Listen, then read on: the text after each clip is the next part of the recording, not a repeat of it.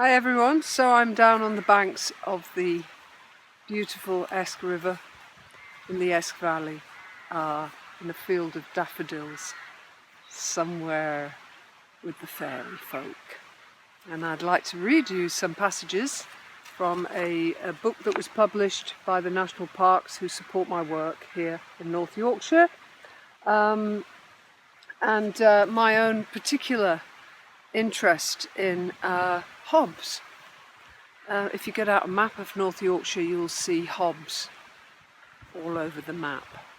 A good Ordnance Survey map reveals many hidden secrets.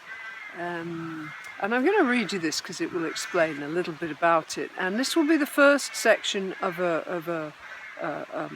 some stories about Hobs, which I will also add to probably in another video to do with witchcraft and the old Maleficarium.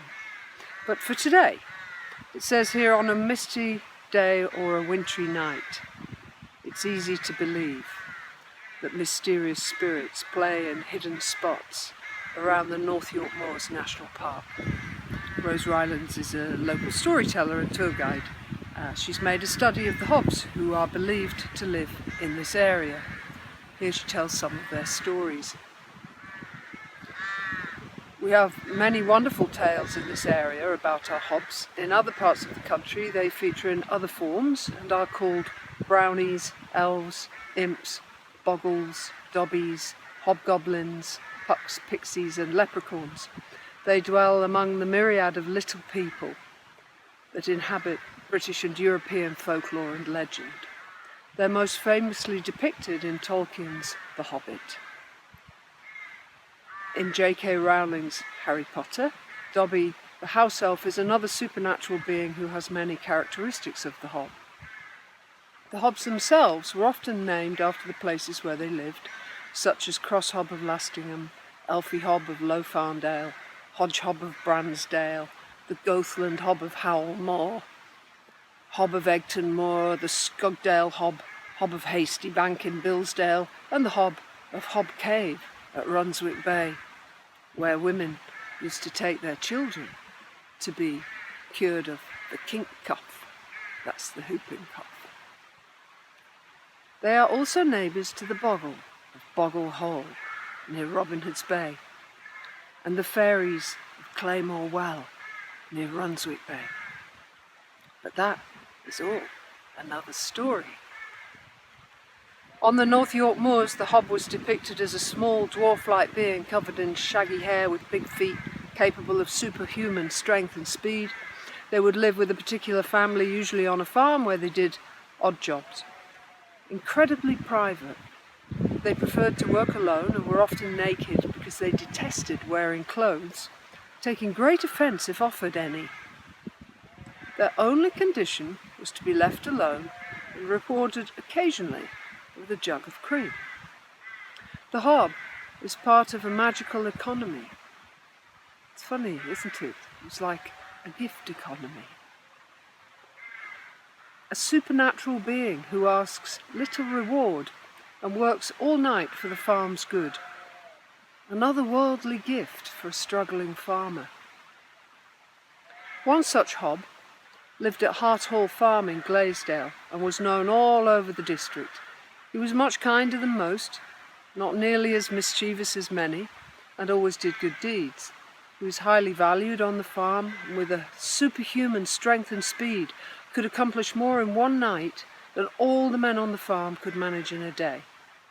He was often heard in the barn at midnight, threshing and stamping corn, and was known to have rescued an entire harvest that was in danger of being lost in a storm. But a Hob doesn't like to be spied on, and one night a farm lad peeked through a crack in the barn wall and saw him there working naked as he beat the barley and the corn with a swipple. The lad went away and told his friends, who decided to reward the hard-working Hob with a gift. They wrapped up a new work shirt, left it in the barn, and then watched in secret the following night to see the Hob's reaction. it never occurred to them that they might be causing insult. But a hob must never accept a gift. Remember Dobby in J.K. Rowling's Harry Potter, how eventually he was given one sock by Harry Potter, and it actually set him free. But generally speaking, they're not supposed to take gifts. Perhaps that's so that it keeps them entrapped, I don't know. But when the hob opened the parcel the following night, he found it there in the barn, all wrapped up in brown paper and string, and he unwrapped it. He thought, well, what's this then? What's this then? And then he saw what was inside. And he was so insulted